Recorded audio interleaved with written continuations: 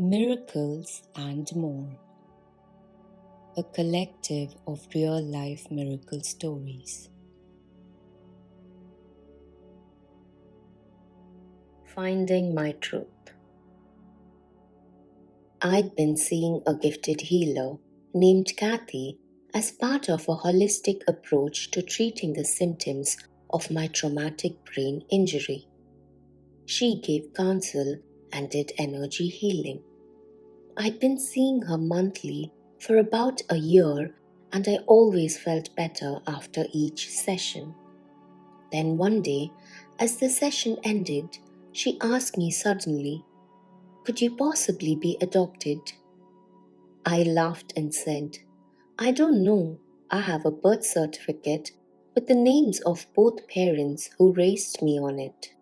However, I have always felt different from everyone else in the family, so I wouldn't be surprised." I had said that to make light of the question. Still, later that night, I decided to call my parents. When I questioned my father, he started stammering, and my mother's response was odd too. I began to search for more information. After several frustrating months with no results, I decided to stop searching and let go and let God. 6 months later, I was on the phone with Kathy complaining that my mother expected me to go to a 3-hour Christmas celebration. I didn't want to attend but felt obligated. She reminded me I was grown and had been considered an adult for more than 30 years. Then she asked, "What do you want to do?" I responded, "Sit on an island somewhere." She encouraged me to do what would make me happy, and she added that if I decided to go to the islands, she would go with me. I decided to do it, even though Christmas was only a month away and most places were already fully booked. I told my travel agent that I was flexible as long as the flight wasn't more than 3 hours. And she said that if I was willing to drive 100 miles to Philadelphia, fly out on Christmas Day, and return on New Year's Eve, she could get us to St. Thomas in the US Virgin Islands. We set off on our adventure on Christmas Eve, but our first day on St. Thomas was disappointing. The beach near our hotel was small and crowded. We decided to travel to the other side of the island the next day, and we randomly chose a restaurant in another hotel to have breakfast. The restaurant was practically empty, so we were surprised when the waitress sat 2 women right beside us. Soon, we were chatting and sharing stories about how we arrived at this isolated location. We were so engrossed in conversation that an hour passed before we exchanged names. When I handed them my business card, which said Sheila Quarles on it, one of the women stared at it.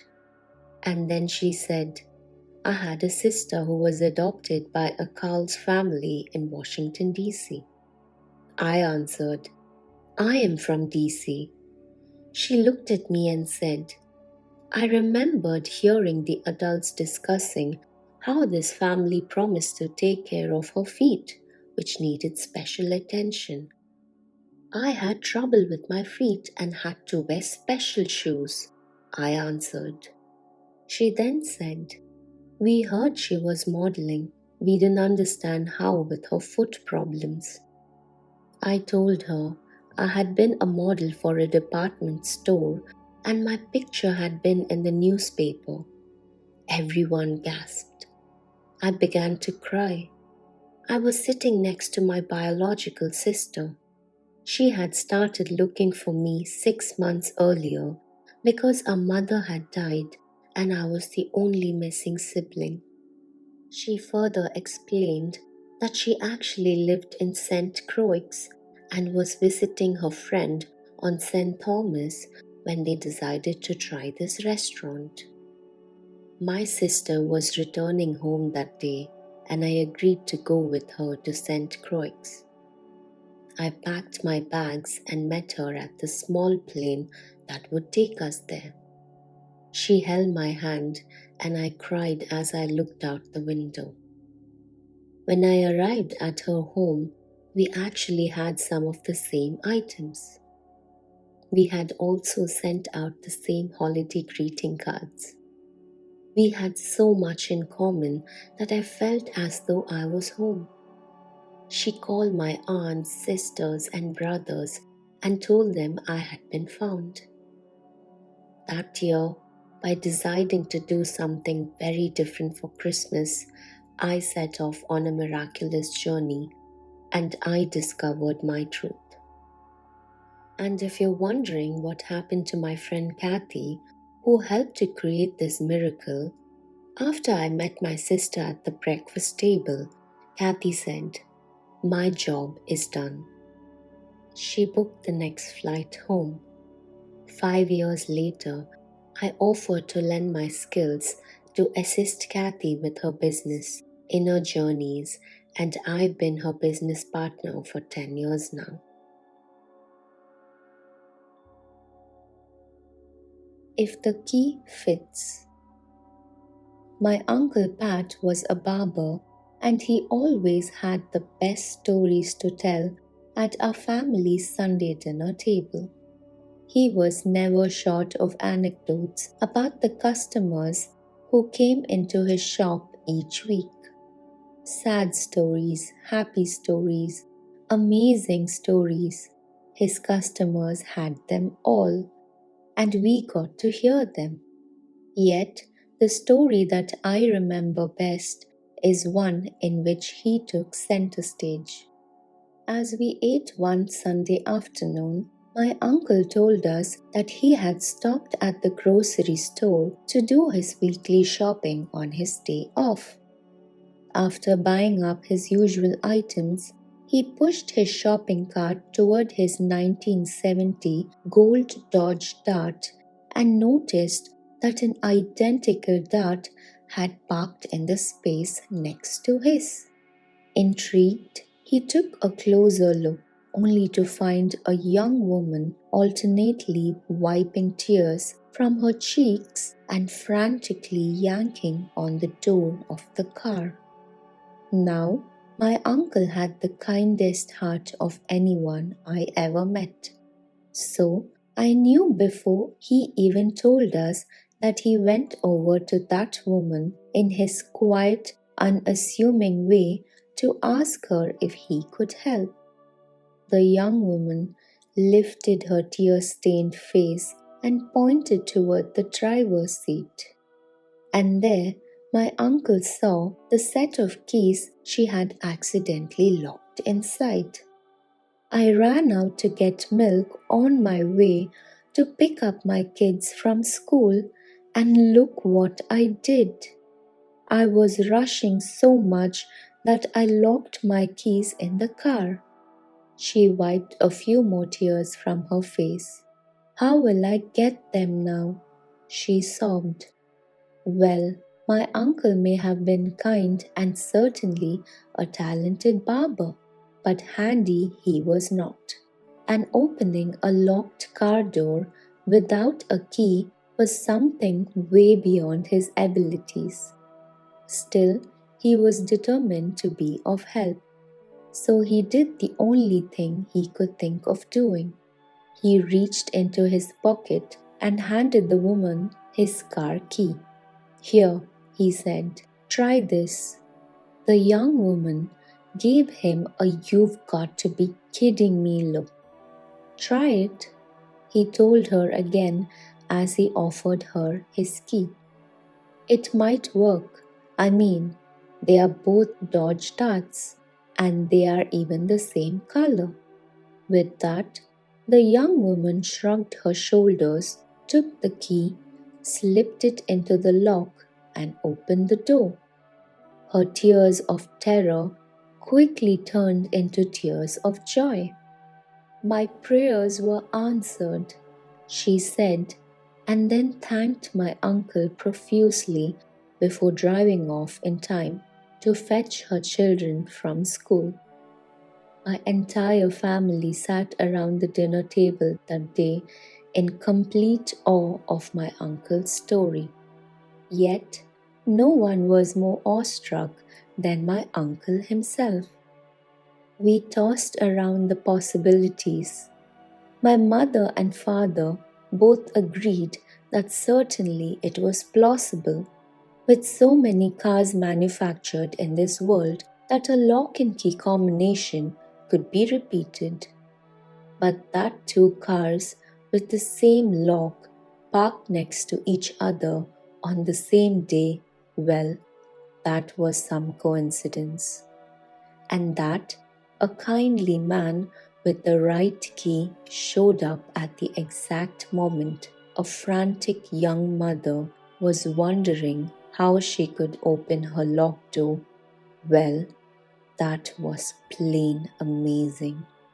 We continued to mull over the situation as dessert was being served. Amazing, my mother muttered. Incredible, my father declared. Then my uncle gave his assessment. You know, I think it was a miracle. We all nodded our heads. Yes, a miracle. And somewhere out there, I'm sure one very relieved young mother agreed.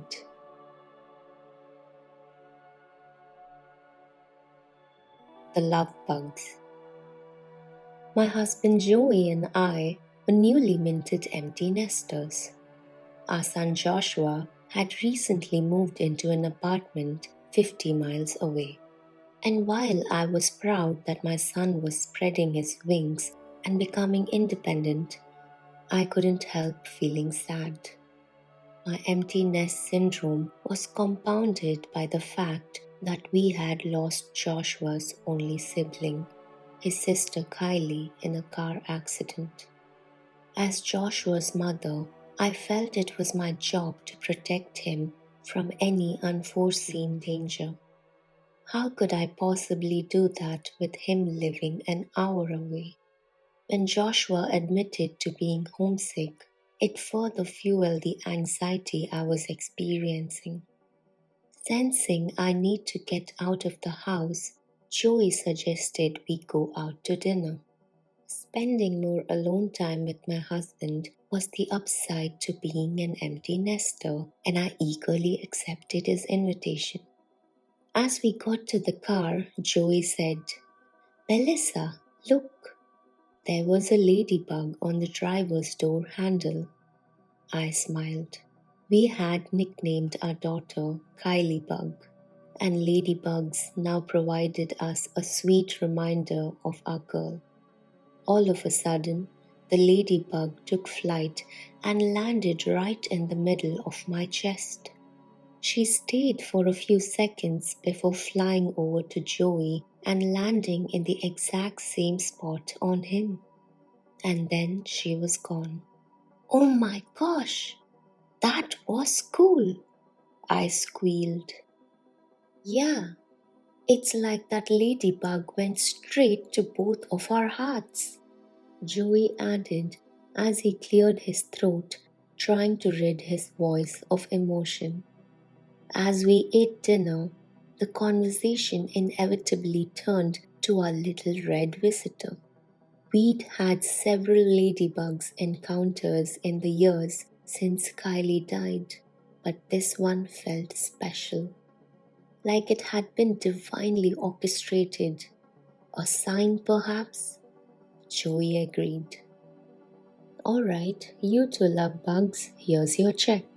Our waitress set our bill on the table and promised to be right back. I grabbed my phone, fervently typing away. "What are you doing?" Joey asked. "I'm looking for something," I answered without looking up. Finding what I was searching for, I turned my attention back to my husband. "Did you hear what the waitress called us?" I asked Joey. Don't you find it a little strange that she would refer to us as love bugs? I mean, we're more than twice our age, and it's not like we're acting particularly lovey-dovey. I finished before reaching across the table to hand my husband my phone. A picture of a ladybug sitting on a woman's finger filled the screen.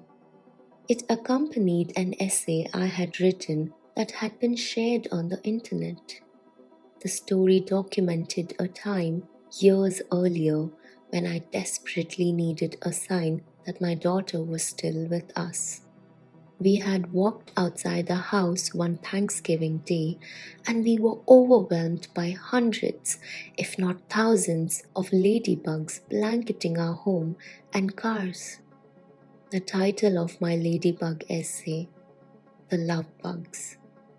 It can't be a coincidence, I told Joey. No, it's definitely no coincidence, my husband said thoughtfully. I wish a ladybug would visit Joshua too. Maybe it would help him feel less homesick. I was giddy on the drive home. I had gone months without seeing a single ladybug, and it had been years since I'd received what I would consider a sign that our daughter was near. Joey stopped for gas, and just as he was about to get out of the car, my phone dinged. I clicked on the screen and a message from my son appeared, accompanied by a picture. You've got to be kidding me, I gasped. What's the matter? Joey asked. Nothing was wrong. Everything was just fine. There on the screen was a picture of a ladybug camped out on my son's jeans. Joshua's accompanying message revealed that he had spent the afternoon in his apartment watching television. He happened to look down and was surprised to find he had a visitor. I breathed a sigh of relief. My son may have moved 50 miles away, but I needn't worry about him. It would seem he wasn't alone after all, and neither were his dad and I.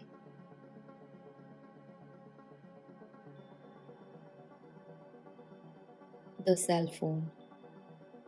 I was coming back from a boat outing with a few veterans, part of my non-profit that works with wounded warriors. Heading back to my dock, I received a call and answered my cell phone. Ending the call, I slipped the phone in my army jacket's breast pocket. We said our goodbyes and I got busy cleaning the boat, getting it ready to be hoisted out of the water. And then it happened. I leaned over to attach a line to one of the boat cleats, and my cell phone slid out of my pocket and right into the water. I stood frozen on the bow of the boat, watching in horror as my phone slowly sank into the murky depths until it was no longer visible. I thought about jumping in to save it, but I knew the water would be cold. I wouldn't be able to see the phone due to poor visibility, and I didn't relish raking my hands through the muck trying to feel for it. I knew that the phone must have sunk at least 4 to 5 feet before it hit bottom, and then it would have settled into a foot or more of mucky silt. I decided I should just continue to put my boat up on the lift and then visit the Verizon store to get a new phone. After all, I'd been told that my data was being backed up, so I should be able to retrieve all the info that was on my now waterlogged phone. When I got to the store, I was told that getting a new phone would not be a problem because I had insurance, but that the only data they backed up was my contacts and voicemail. My photos and videos were lost forever as they resided on the SIM card that was in the sunken phone. Unless I had backed them up on my computer, they were gone. I hadn't backed them up, and when the reality sank in, I burst out crying. There were pictures and videos on my phone of my son going through basic training and of other visits I had had with him at Fort Bragg before he had been deployed to Afghanistan. These were pictures and videos that could never be replaced. It felt as if I were losing my son all over again. I know the salesman felt horrible, and I could see that he was not sure what to do with this hysterical woman who was having a total meltdown. He knew that I had, just a few months ago, buried my son. "I am so sorry," he said. "I really don't know of anyone who has ever been able to recover their phone once it went into the water. But if you can somehow retrieve it, I may be able to save the pictures and videos on the SIM card. The card can be in the water for about 2 hours before the images start to deteriorate." I left the store determined to rescue my phone, even though the odds were against me. I jumped in my car and drove to see a friend who had a swimming pool. Karen would have a net, and I was definitely going to need a net if I had any hope of retrieving the phone. I got the net and went home to lower my boat back into the water. Then I maneuvered it to where I thought it was when my phone slipped out of my pocket. My mother was standing at the top of the dock watching. I turned to her and said, "Mom, please pray like you have never prayed before." After saying a quick prayer myself, I dipped the net into the water until I felt it hit bottom. Then I pushed it down into the silt, scooped it through the muck, and lifted up the net. I watched as about 12 inches of the brown mucky substance began draining out through the netting. The net had a few holes in it, so I was worried that I might just drop the phone right back in, even if I was lucky enough to scoop it up. After about 3/4 of the muck had leaked out, I thought I saw the corner of a bright blue phone case. It was a miracle. With just one scoop, I had my phone. Unbelievable. I quickly swung the net around to my mother, who was also standing there in shock. She grabbed the phone from the net and started to dry it off with a towel. I threw down the net and bounded up the dock stairs. Grabbing the phone from my mother's hands, I thanked her and told her I would be back as soon as I could. I jumped into my car and sped off to the phone store. I ran into the store holding up the phone for the salesman to see. "Look, can you believe it? I was able to retrieve my phone. Please tell me that you can save my pictures." The salesman took the phone from my hands and pulled out the SIM card.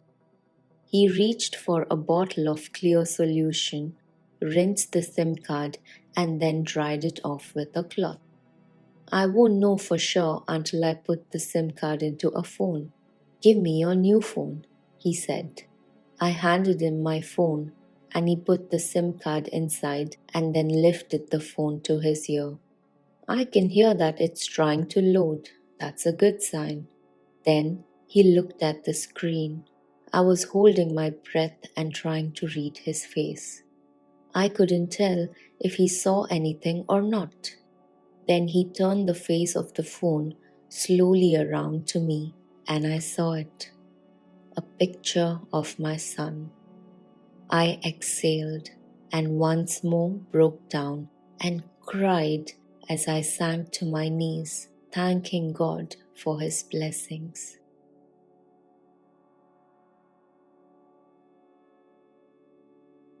Trust your intuition. My wife had just left to go grocery shopping, but now she was calling. Can you check on Michael? You just left. He's fine. I feel like something's wrong, honey. Just go check on him, please. Our son has high functioning autism. He likes to wander. I looked in the house and around the yard. No Michael. I called his name. No response. When our son gets upset, he'll run down the path that leads to a cove by the bay. I decided to check. Michael! Michael! Where are you?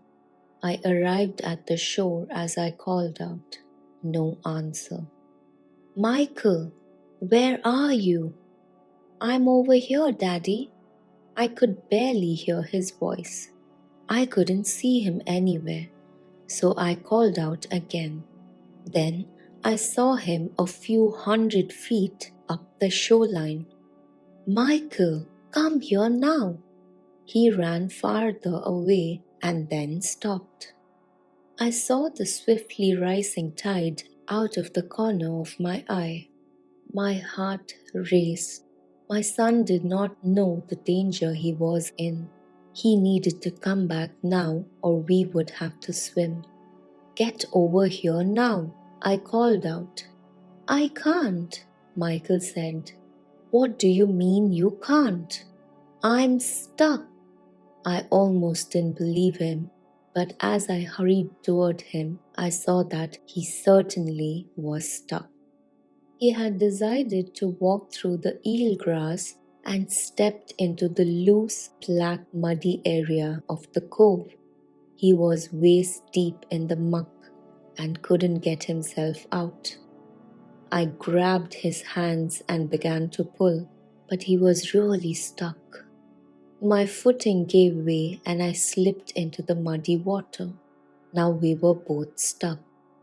Then I realized that being next to him gave me more leverage. I could push him up and out. I heard the sucking sound as the mud relinquished him. Success! My boy was free. Once he was out and on semi-firm land, I told him to stay right there and not take off again. My arms ached, but somehow I managed to get myself out. My daily weightlifting had paid off. We were covered from chest to feet with thick, black, smelly saltwater cove mud. As we walked the shoreline toward the path, I scolded him. My voice echoed throughout the cove and woods. I looked back at the spot where we had been stuck. The eelgrass was already under 2 feet of water. We walked home, rinsed off with the garden hose, and went in the house. I hugged him tight as I helped him pull a clean, dry shirt over his wet head. It horrifies me to this day to think that if my wife had not obeyed her impulse to call and check on Michael, I would never have known that our son was down there alone.